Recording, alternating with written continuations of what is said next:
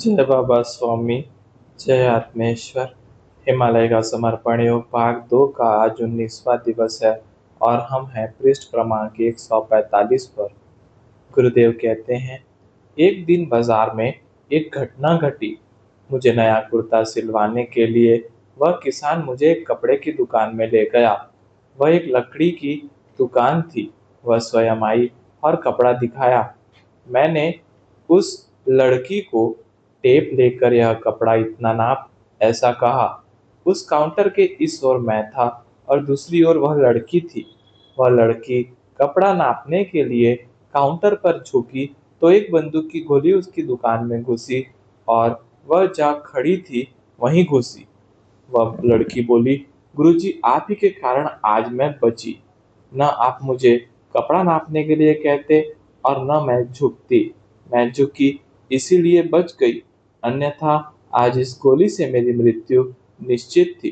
बाहर मिलिट्री की जीप पर किसी ने हैंड ग्रेनेड फेंका था तो मिलिट्री वालों ने गोलियां चलाई, तो यह उन्हीं की बंदूक की गोली थी जो इस लड़की के पीछे की अलमारी में लगी थी। मैंने उसे कहा, मंगल के साथ जुड़े होने से अपने आसपास भी मंगल ही होता है, अमंगल नहीं। केवल मंगल से जुड़ा होना चाहिए। उस लड़की से मेरा तब से परिचय हो गया था। फिर धीरे धीरे उसके पति, बच्चों, माँ बाप सबसे उसने मुझे मिलवाया कि इनके कारण मैं बच गई। मैंने कहा, बचाने वाला तो ऊपर वाला है, मैं तो एक निमित्त था तेरे समझने के लिए कि बचाने वाला भी कोई है। उस लड़की का पति बोला, गुरुजी ऊपर वाला कोई है, उसे तो किसी ने नहीं देखा। हमारे जीवन में तो ऊपर वाला तुम्हारे ही रूप में हमें मिल गया है। वह एक कुर्ता स्वयं ही सीकर मुझे भेंट देने आया था। यह लड़की बौद्ध थी। वह भी ध्यान साधना करती थी। मुझे भी बौद्ध धर्म में आस्था थी। बौद्ध धर्म की जानकारी प्राप्त करना मैं चाह रहा था। मेरी उस लड़की के परिवार के साथ कई बार चर्चाएं चलती थी। हिंदू धर्म पूजा पाठ पर आधारित था। बाद में बौद्ध धर्म आया और वह ध्यान के ऊपर आधारित था, तो इस कारण भी मेरी रुचि बौद्ध धर्म में थी। फिर बौद्ध साधुओं से मिलना होता रहता था। बौद्ध भिक्षुओं से चर्चा चलती ही रहती थी। हम सब यही मानते थे कि परमात्मा एक विश्वव्यापी शक्ति है। ये सब धर्म उस तक पहुंचने के विभिन्न मार्ग है और किसी भी मार्ग से परमेश्वर तक पहुंचा जा सकता है। कोई धर्म ऊंचा या कोई धर्म नीचा नहीं है। तुमको कौन सा धर्म, तुमको कौन सा मार्ग सहज वह अच्छा लगता है, यह प्रत्येक का अपना निजी प्रश्न है। किसी भी मार्ग से परमेश्वर तक पहुंचा जा सकता है और एक बार वहां पहुंच गए तो धर्म छूट जाते हैं, क्योंकि धर्म को पार करके ही वहां पहुंचा जा सकता है। मैं उस समय बौद्ध धर्म, बौद्ध संस्कृति का अध्ययन कर रहा था। मैं लोगों से कहता था, मैं हिमालय से आया हूँ, वहां पर बहुत कम लोग हैं और जो है वे परमात्मा में लीन है। पर धर्म के नाम पर आप जो करते हैं वैसा वे नहीं करते। वहां पर मीलों तक कोई मंदिर नहीं है, कोई मूर्ति नहीं है, कोई माला नहीं, कोई ग्रंथ नहीं, कोई भी वस्तु ऐसी नहीं है जिसका आप उपयोग करते हो। फिर भी उनका संबंध ध्यान के कारण परमात्मा से है। इसका अर्थ है, परमात्मा से संबंध स्थापित करने के लिए इन सब कर्म कांडों की आवश्यकता नहीं है। पूजा पाठ, मूर्ति, मंदिर, माला, ये सब उस परमेश्वर को पाने में सहायता कर सकते हैं, पर ये आवश्यक भी नहीं है। आवश्यक है तुम्हारा भाव, और उस भाव को जागृत करने के लिए ही ये सब होते हैं। सबसे महत्वपूर्ण है भाव। मैं भी अभी कहीं पहुंचा नहीं हूँ। मैं भी अभी मार्ग पर चल रहा हूँ, ढूंढ रहा हूँ, खोज रहा हूँ, और जब तक परमेश्वर की आज्ञा नहीं होती वह बात मैं आपको दे नहीं सकता हूँ। परमेश्वर की आज्ञा महत्वपूर्ण है। अब कोई किसी मूर्ति में भगवान थोड़े ही होता है, पर मूर्ति के सामने जाते ही हमें भगवान का भाव आ जाता है। मूर्ति तो पत्थर की या धातु की बनी होती है, पर उसका आकार हमें भगवान की याद दिलाता है। मेरा अभी मूर्तियों का भी अध्ययन चल रहा था। कुछ मूर्तियों से भाव लगता है, कुछ मूर्तियों से नहीं। अभी ऐसा क्यों होता है पता नहीं। मूर्तियों के कारण या मेरी स्थिति के कारण, वह पता नहीं। मैं वही अध्ययन कर रहा हूँ। मूर्तियों के कारण हमारे हृदय में परमात्मा के प्रति भाव निर्मित हो जाता है। पर सभी मूर्तियों से होता ही है ऐसा नहीं है, पर मूर्तियों से होता भी है, यह सही है। दोनों ही है, पर किसी मूर्ति से होता है, किसी से नहीं। ऐसा क्यों, वह पता नहीं। वहां पर कृष्ण भगवान का मंदिर छोटा सा ही सही प्रत्येक बाजार में होता था। कुछ अलग पौराणिक कथाएं वहां से जुड़ी थी। कोई कहता था रुक्मणी हमारे राज्य की थी, इसीलिए श्री कृष्ण हमारे दामाद है। वहाँ एक गांव भी है जिस गांव की रुक्मणी थी, ऐसा वे मानते हैं। तथा अर्जुन ने भी चित्रंगदा नामक राजकन्या से शादी की थी, वह इसी राज्य की थी। यहाँ पर उसके लड़के ब्रभुवाहन नामक राजा भी यहाँ राज्य किया था। वहाँ पर भगवान के रूप में श्री कृष्ण को मानने वाले लोग थे, और जैसे अलग अलग स्थान की होती है वैसे वहाँ की भी कथाएं थी। शाम के समय हम लोग आध्यात्मिक चर्चा करने के लिए एकत्र होकर बैठते थे। हम सभी धर्मों पर चर्चा करते थे। सब लोग खोजी थे, सब जानना चाहते थे कि सत्य क्या है। सब सत्य प्रेमी थे, सब सत्य खोजी थे। एक बौद्ध गुरु भी हमारी चर्चा में शामिल होते थे। एक बार मैंने उनसे पूछा तो उन्होंने कहा हिंदू धर्म प्राचीन है। वास्तव में हिंदू धर्म ही नहीं है, क्योंकि न उसकी कोई एक निश्चित मूर्ति है और न ही कोई निश्चित धर्म ग्रंथ है। हिंदू धर्म तो खुली किताब की तरह है कि अभी उसके पन्ने खाली है। कोई भी सद्गुरु आए और अपनी चार अनुभूतियां उसमें जोड़ दे। वास्तव में हिंदू धर्म नहीं, हिंदू संस्कृति है जो प्रकृति से जुड़ी हुई है और प्राचीन व विशाल संस्कृति है। इसी संस्कृति में से अनेक धर्म पंथ निकले हैं, पर जो धर्म यहाँ चल पाए वे यहाँ चले, और जो नहीं चल पाए वे बाहर जाकर बाहर की दुनिया में फैले हैं। जैसे जैन धर्म यहाँ भारत में ही अधिक है, क्योंकि इस धर्म में समुद्र के पार जाना अच्छा नहीं माना गया है। भगवान महावीर ने जो अपनी अनुभूतियां बताई, जो संदेश बताए, उसके अनुसार जैन धर्म स्थापित हो गया। गौतम बुद्ध ने जो अनुभूतियां बताई, जो संदेश दिए, उस पर बौद्ध धर्म स्थापित हो गया। और ये दोनों ही महापुरुष समकालीन थे। एक बार तो बिल्कुल पास पास के गांव में दोनों ही अपने अपने प्रवचन कर रहे थे, पर ये दोनों आपस में कभी मिले नहीं थे। दोनों धर्म समकालीन थे, सम परिस्थिति में थे।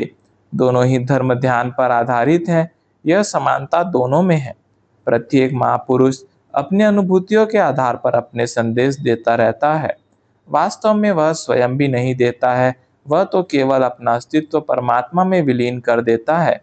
फिर परमात्मा ही उसके माध्यम से संदेश देता रहता है। सब संदेश प्राकृतिक होते हैं, ये किसी की बुद्धि से नहीं उपजते हैं। एक बहुत अच्छी बात थी, हमारी मंडली में कट्टर धार्मिक व्यक्ति कोई भी नहीं था। सब खुले विचार व खुले दिल वाले थे, सब सत्य शोधक थे। यह खेत एक तरफ एकांत में था, पास में नदी थी। मैं रोज सुबह नदी पर नहाने जाता था। इतनी ठंड रहती थी कि नदी से ही भाप निकलती हुई दिखती थी, यानी बाहर पानी से अधिक ठंड थी। नहा धोकर फिर ध्यान धारणा करते बैठता था। इस गांव से सड़क के रास्ते सब दूर जाया जा सकता था, यानी यह गांव शहर से जुड़ा हुआ था और एकांत का भी स्थान था, दोनों ही था। इसीलिए मुझे समाज में जाने का, समाज को जानने का भी अवसर यहाँ मिलता था। यह झोपड़ी भी काफी बड़ी थी, 5 कमरों की थी, जमीन से 10 फीट ऊपर थी। नीचे के भाग में घास फूस भरा था और खिड़कियों से दूर तक देखा जा सकता था। आसपास सारे खेत ही थे। ऐसी ही झोपड़ियां आसपास के खेतों में भी बनी हुई थी। साधारणतः फल और सब्जियों की ही खेती अधिक होती थी। यहाँ पर छत के लिए बारीक सी घास का उपयोग होता था, जो सालों चलती थी। एक दिन मैं मोइरांग गया तो वहां पर देखा कि एक पहाड़ी पर जापानी सैनिकों की कब्रगाहें बनी हुई है। युद्ध में काफी जापानी सैनिक और अधिकारी इस क्षेत्र पहाड़ी पर मारे गए थे। उनकी याद में कब्रगाहें बनाई गई हैं, और आज भी कई जापानी लोग अपने पूर्वजों की कब्र पर फूल चढ़ाने के लिए आते हैं। कहते हैं उस पहाड़ी की सारी देखभाल जापानी लोग ही करते हैं। नीचे एक स्थान पर मैंने ऐसी ही एक वाटिका देखी जो अंग्रेजों की स्मृति में बनाई गई थी। उनके नाम व उम्र सब वहां पर पट्टियों पर लिखे हुए थे। सब सैनिक व अधिकारी 20 से 25 वर्ष की उम्र के ही थे, जो अंग्रेजों की तरफ से लड़ते हुए मारे गए थे। मैं ये दोनों ही स्थान देखकर दुखी हो गया और मेरे मन में विचार आने लगे कि अंग्रेज मरा हो या जापानी मरा हो, पर अंततः मरा तो मनुष्य ही है। वास्तव में मनुष्यता मरी है। ये युद्ध कभी भी विश्व में शांति नहीं ला सकते हैं, जबकि सारे युद्ध शांति के लिए ही लड़े जाते हैं। कभी बंदूक से शांति आ सकती है क्या? क्योंकि बंदूक निर्जीव है, शांति सजीव है। निर्जीव से सजीव की निर्मिति हो ही नहीं सकती है। आज युद्ध के लिए मनुष्य विभिन्न प्रकार के हथियार बना रहा है और विभिन्न प्रकार के बम बना रहा है, विभिन्न प्रकार के अस्त्र बना रहा है और अपने ही पैर पर कुल्हाड़ी मार रहा है। क्योंकि इन हथियारों से बाद में ऐसा समय आएगा कि मनुष्य मनुष्यता के लिए ही खतरा हो जाएगा। विश्व के सारे देशों में यह हथियार बनाने की होड़ लगी है कि कौन कितने घातक हथियार बना सकता है। यानी कितना विचित्र है कि मनुष्य ही सोच रहा है, मैं कितने अधिक मनुष्यों को मार सकता हूँ। जब मनुष्य ही मनुष्य के बारे में ऐसा सोच रहा है, तो मनुष्य को बचाएगा कौन? मुझे तो मनुष्यता ही खतरे में मालूम पड़ रही थी। सारे मनुष्य ही मर गए तो उस जाति का जश्न मनाएगा कौन? और फिर यह जीत है या मनुष्य जाति की हार है? क्योंकि यह सब बुद्धि का एक तरफा विकास है। जितने तुम्हारे पास घातक हथियार है, उतने ही घातक हथियार तुम्हारे दुश्मन के पास भी है। जब तुम घातक हथियार चलाओगे तो वह भी घातक हथियार चलाएगा और मनुष्यता मरेगी। मुझे विश्व शांति की प्रेरणा इस मणिपुर राज्य के इन स्मारकों से मिली। मानो दोनों स्मारक बता रहे थे कि युद्ध का परिणाम क्या होता है। मानो वे कह रहे थे, मैं मरा हूं तेरे लिए, तू मरना मत मेरे लिए, और अगर तू मरा मेरे लिए तो बाहर खड़े हैं तेरे लिए। एक केचुआ होता है, उसे लोग मछली को पकड़ने के लिए कांटे पर लगाते हैं। वह केचुआ मछली को यह कविता सुना रहा है। मुझे मारा गया है तेरे लिए, अब तू मुझे खाने के लिए मत प्रयत्न कर। अगर खाया तो मेरे अंदर का कांटा तुझे फंसेगा, और तू फंसी तो तुझे खाने के लिए बाहर मनुष्य बैठा है, वह तुझे भी खाने वाला है। ऐसा लगा कि दोनों देशों के मरे हुए सैनिक पुकार पुकार कर कह रहे हैं कि युद्ध का परिणाम क्या होता है। मणिपुर ऐसा राज्य है जहां पर दोनों ही देशों के सैनिकों के कब्रस्थान हैं। शायद यह विश्व का एकमात्र स्थान होगा जहां दोनों ओर के सैनिकों की स्मृतियां हैं। आज विश्व में हथियारों की जो होड़ लगी है, वह कल मनुष्य का ही विनाश करने वाली है।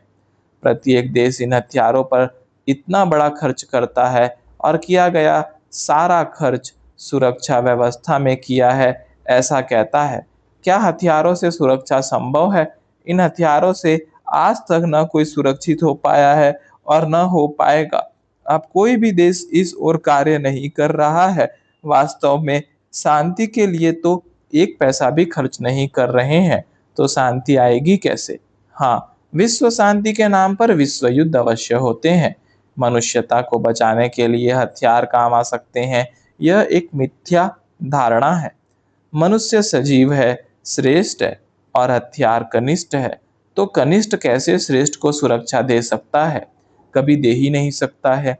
पर यह समझाएगा कौन? और कौन समझने के लिए तैयार है? कोई नहीं। अब अगर मनुष्य को कोई बचा सकता है, तो वह स्वयं ही अपने आप का बचाव कर सकता है। इस वैश्विक अशांति के समय सही यही एकमात्र उपाय लग रहा है। क्योंकि सारे देशी विनाश का उपाय ढूंढ रहे हैं, तो किसी भी देश पर शांति के लिए निर्भर नहीं रहा जा सकता है। अब शांति बाहर नहीं, भीतर खोजनी पड़ेगी। बाहर के जगत में अमन और शांति संभव ही नहीं है। अगर अमन चाहिए, शांति चाहिए, तो मनुष्य को भीतर खोजनी होगी। सुरक्षा चाहिए तो मनुष्य को भीतर ही निर्माण करनी होगी, तभी सुरक्षा संभव है। विश्व के इन हथियारों से सुरक्षा पाने के लिए इन हथियारों से भी बड़ी सुरक्षा खोजनी होगी, और यह खोज बाहर रहकर संभव नहीं है। अपनी सुरक्षितता हमें स्वयं सुनिश्चित करनी होगी, और इस सुरक्षा को पाने का उपाय है ध्यान। ध्यान से शांति भी संभव है और ध्यान से सुरक्षितता भी संभव है। मनुष्य ने अगर ध्यान किया और नियमित किया, तो कुछ समय के बाद उसका चित्त पर नियंत्रण हो जाएगा। चित्त भीतर की ओर स्थित हो जाएगा और भीतर एक आत्म शांति स्थापित हो जाएगी और उस स्थापित आत्म शांति का प्रकाश मनुष्य शरीर के चारों ओर दिखने लगेगा और मनुष्य को सुरक्षा। प्रत्येक मनुष्य ध्यान कर आत्म शांति को प्राप्त करेगा और अपने आसपास एक सुंदर सा आभा मंडल बनाएगा, जो सुंदर आभा मंडल उस मनुष्य को संपूर्ण सुरक्षा प्रदान करेगा। ऐसा करने में अगर विश्व के सभी लोग सफल हो जाते हैं, तो ऐसे छोटे शांत विश्वों से हो सकता है विश्व में संपूर्ण शांति आ जाए। विश्व में शांति अगर आ सकती है, तो कभी भी हथियारों से नहीं, युद्ध से नहीं, केवल ध्यान से ही संभव है। विश्व शांति का मार्ग तो आत्म शांति से ही संभव प्रतीत होता है। मुझे लगा कि अंग्रेज सैनिकों व जापानी सैनिकों की आत्माएं वहां भटक रही थी कि हम हमारे जीवन में शांति नहीं पा सके और युद्ध व हथियारों से कभी भी शांति नहीं आ सकती है। यह हम तो हमारे जीवन में नहीं समझ सके, पर यह गलती जो हमने हमारे जीवन में की, वह गलती आप आपके जीवन में मत करो, यह बताने के लिए ही यह स्मारक बने हैं। उस स्थान पर मैंने निश्चय किया कि आत्म शांति का मार्ग, आत्म सुरक्षा का मार्ग सारी दुनिया, सारी मनुष्य जाति को बताऊंगा। यह ध्यान का मार्ग सबके लिए खुला करूंगा। जो भी मनुष्य अपनी सुरक्षा चाहता होगा, वास्तव में शांति चाहता होगा, वह इस मार्ग को अपना सकेगा। फिर वह मनुष्य किसी भी जाति का हो, धर्म का हो, देश का हो, रंग का हो, यह सबके लिए खुला होगा। यही आश्वासन मैंने उन अंग्रेजों और जापानी सैनिकों की आत्माओं को दिया, जो वहां अभी भी शांति के लिए भटक रही थी। आज इस जगत में निस्सीम प्रेम की कमी है। निस्सीम प्रेम से मेरा आशय उस प्रेम से है जो प्रेम आप किसी व्यक्ति से बिना किसी अपेक्षा के करते हो। वह तुमसे प्रेम करे, यह भी अपेक्षा नहीं होती है। तुम्हें लगता है इसीलिए प्रेम करते हो। वास्तव में प्रेम की शुरुआत पहले एक से होती है। अगर आपको एक से प्रेम करना आ गया, तो फिर वही प्रेम आप आपके परिवार से करते हो, समाज से करते हो, गांव से करते हो, प्रदेश से करते हो, देश से करते हो, सारे संसार से भी करते हो। सभी के प्रति आपके मन में अच्छा भाव होना चाहिए। यह एक अच्छा भाव थोड़े से समय के लिए भी किसी के प्रति हो जाए, तो उसका भला हो जाता है और सदैव ऐसा भाव रखने से आपका आत्मिक विकास होने लग जाता है। इस आत्मिक विकास का रहस्य प्रेम में है। आपको किसी पर भी प्रेम करते आना चाहिए, किसी पर भी, फिर वह व्यक्ति कोई भी हो। वह व्यक्ति कौन है यह महत्वपूर्ण नहीं है, वह व्यक्ति कोई भी हो सकता है। आपकी माँ हो सकती है, आपकी बहन हो सकती है, आपका भाई हो सकता है, आपकी पत्नी हो सकती है, आपकी प्रेयसी हो सकती है। आपको जीवन में एक व्यक्ति ऐसा मिल जाए जिसे आप अपने से भी अधिक प्रेम करते हो। ऐसा कोई भी व्यक्ति जीवन में जब मिलता है, फिर सच्चे आत्मिक प्रेम की शुरुआत होती है। यह पहले प्रेम की शुरुआत ही आत्मिक शांति देती है। पर यह आत्मिक शांति तभी मिलेगी जब आप किसी को भी निस्वार्थ प्रेम कर पाने में सफल होंगे, क्योंकि ऐसा किया गया प्रेम आपकी आत्मा को शुद्ध करेगा, सशक्त करेगा, विशाल करेगा, आत्मा की गतिविधि को वृद्धिगत करेगा।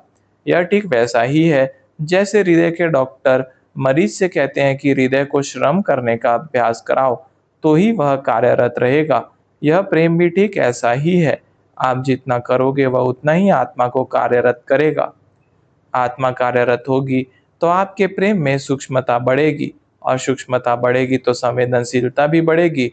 वह थोड़े समय में, क्षण में किसी को प्रेम से सराबोर कर सकता है। यह फिर तुम्हें करना नहीं होगा, यह करना तुम्हारा स्वभाव हो जाएगा। जब यह करना तुम्हारा स्वभाव हो जाए, तो आप अनुभव करोगे एक आत्मिक शांति को आप भीतर ही भीतर महसूस करने लगे हो। वह शांति तो आज तक कभी जीवन में पाई नहीं थी। आज तक जिस शांति को आप बाहर खोजते फिर रहे थे, वही शांति आपने आपके भीतर पाई है। अब प्रश्न आता है, ऐसा प्रेम हम किस व्यक्ति से करना प्रारंभ करें? तो प्रश्न आता है, कौन सा ऐसा रिश्ता है जो सबसे बड़ा है, सबसे अधिक समय तक का है? तो वह है पति और पत्नी का रिश्ता। यह रिश्ता विश्व के सब रिश्तों से लंबा और सबसे बड़ा है, क्योंकि माँ और बाप हमें जीवन भर साथ नहीं दे पाते हैं। बचपन में तो हम ही प्रेम पाते रहते हैं, तो प्रेम देंगे कहाँ से? जब प्रेम भीतर हो, तभी वह बाहर दिया जा सकता है। इसीलिए सबसे उपयुक्त व्यक्ति पति या पत्नी है, क्योंकि यह रिश्ता विश्व का सबसे अधिक समय तक चलने वाला रिश्ता है। इस रिश्ते में अगर प्रेम देते हो तो जाने अनजाने में आप आपको ही प्रेम से सराबोर करते हो। यानी यह तो ऐसा होता है कि खाना खिलाने का आनंद भी लूट रहे हो और खुद का पेट भी भर रहा है। यानी अगर ऐसा प्रेम पति का अपनी पत्नी पर हो या पत्नी का अपने पति पर हो तो यह प्रेम अतिवृद्धिगत करने वाला प्रेम होता है। जय बाबा स्वामी, जय आत्मेश्वर।